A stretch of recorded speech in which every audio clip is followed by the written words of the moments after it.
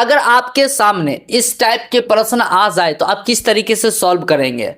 आप इस वीडियो को शुरू से लेकर अंत तक देखें ताकि आपको भी इस क्वेश्चन को सॉल्व करना आ जाए।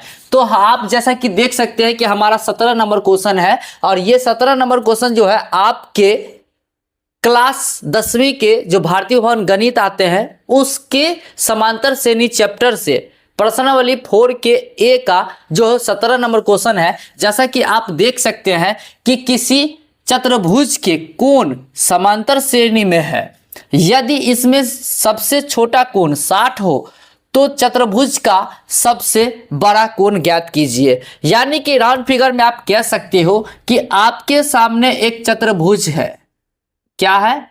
चतुर्भुज है जिसका नाम आप ए बी सी डी इस प्रकार से रख सकते हैं। और ये चतुर्भुज है और ये ए बी सी डी चतुर्भुज है और इसका जो है मान नहीं दिया हुआ है, लेकिन कह रहा है सबसे छोटा कोण जो होगा वो 60 है और सबसे बड़ा कोण ज्ञात करना है। तो हम लोग क्या करते हैं कि इसको सॉल्व करने के लिए हम लोग मान लेते हैं। क्या मान लेंगे? तो यहाँ लिखेंगे कि माना कि, क्या लिखेंगे? माना कि चतुर्भुज का कोण, क्या मानेंगे? चतुर्भुज का कोण। तो यहाँ पे लिखते हैं चतुर्भुज का कोण क्या होगा? 4 गो कोण होगा। चतुर्भुज का 4 कोण होगा, ए बी सी डी 4 कोण होगा। तो इस प्रकार से हम लोग मान सकते हैं क्या चीज कि थ्री नहीं, ए माइनस 3b कॉमा ए माइनस बी कॉमा ए प्लस बी कॉमा ए प्लस 3b, ये 4 कोण इस तरीके से हम लोग मान सकते हैं। तो इसमें जो है कहने का अर्थ ये हो गया कि यहाँ पर जैसा मतलब कह रहा है कि समांतर किसी चतुर्भुज के कोण समांतर श्रेणी में है। तो एक चीज आप हमको बताइए कि अगर समांतर चतुर्भुज है तो इस समांतर चतुर्भुज के सभी कोण का योग कितना होता है?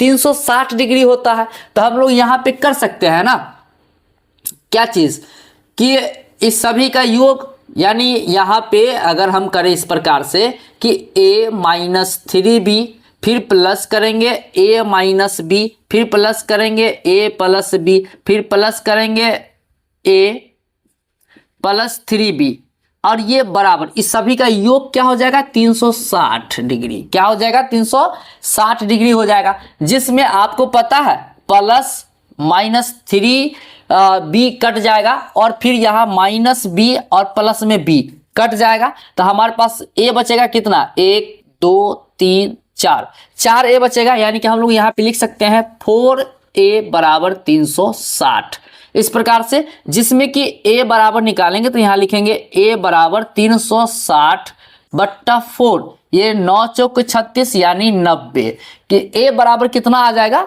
90 आ जाएगा। अब यहाँ पे एक चीज और बता रहा है कि इनमें सबसे छोटा कोण क्या है?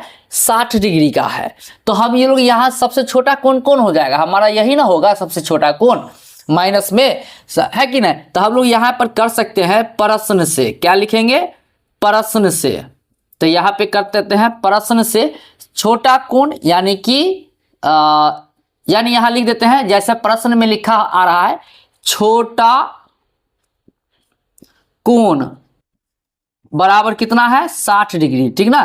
कितना? 60 डिग्री। अब यहाँ पे कहने का मतलब ये इस डिग्री में है तो ये भी 90 डिग्री में आएगा। ठीक है? तो छोटा कोण हमारा कौन है? a माइनस 3b है। तो यहाँ करेंगे a माइनस 3b बराबर 60 डिग्री इस प्रकार से हो जाएगा। अब इसमें a हमारा पता है तो a का वैल्यू हम ले सकते हैं 90। तो यहाँ पे लिखेंगे 90 डिग्री माइनस 3b बराबर 60 डिग्री इस प्रकार से। अब हम लोग इसको इधर ले आते हैं, यहाँ पे जगह है, चलिए कर लेते हैं यहाँ पे कि 90 डिग्री इधर आएगा माइनस में 60 डिग्री बराबर ये इधर आएगा तो प्लस में 3b हो जाएगा। ठीक है? अब आप यहाँ आ जाए तो जैसा कि आप देख सकते हैं 90 में से ये 60 घट जाएगा तो कितना आ जाएगा? 30 डिग्री और बराबर में ये 3b ऑलरेडी आ जाएगा। अब यहाँ पे b निकाल सकते हैं तो यहाँ पे b बराबर क्या हो जाएगा? 30 डिग्री बट्टा 3 जो कि कट क्या आ जाएगा? कितना? 10 डिग्री। यानी कितना आ जाएगा, बी बराबर 10 डिग्री और ए बराबर कितना हो जाएगा 90 डिग्री। अब यहां बात आती है कि कह रहा है किस बड़ा कोण, सबसे बड़ा कोण ज्ञात करें। क्या कर रहा है, सबसे बड़ा कोण ज्ञात करें। तो यहां पर हम लोग करेंगे, यहां लिखेंगे सबसे बड़ा कोण, सबसे बड़ा कोण। तो सबसे बड़ा कोण बराबर जो है आपको पता है, सबसे बड़ा कोण ये हो जाएगा आपका, क्या हो जाएगा, a+3b सबसे बड़ा कोण होगा। तो यहाँ पे हम लोग लिख सकते हैं कि सबसे बड़ा कोण बराबर a+3b इस प्रकार से, जिसमें कि आपको मैं बता दूं कि a जो है, a आपका कितना है 90। तो हम लोग यहाँ पे करेंगे 90 डिग्री और प्लस ये 3 बीच में कुछ नहीं गुना, और b का मान हो जाएगा हमारा, b आया है 10 डिग्री। ठीक है, जिसमें आपको मैं बता दूं यहाँ 90 डिग्री पहले गुना का काम करेंगे और ये प्लस 10 दिया 30 डिग्री हो जाएगा। अब यहाँ पे 90 और 30 तो 9 3 11 यानी कि 110 डिग्री, ये हमारा आंसर हो जाएगा। यानी कि आपने समझ लिया कि इस क्वेश्चन को किस तरीके से कंप्लीट किया जाता है, और हम आपको बहुत ही अच्छे तरीके से समझाने का प्रयत्न किए हैं, और उम्मीद करते हैं आपको समझ में आ गया होगा। अगर समझ में आ गया तो इस वीडियो के नीचे एक प्यारा सा कमेंट करके बताइए कि आपको समझ में आ गया। और ये वीडियो पसंद आया तो प्लीज़ इस वीडियो को एक लाइक कर दीजिए, अब हो सके तो अपने दोस्तों में शेयर भी कर दीजिए।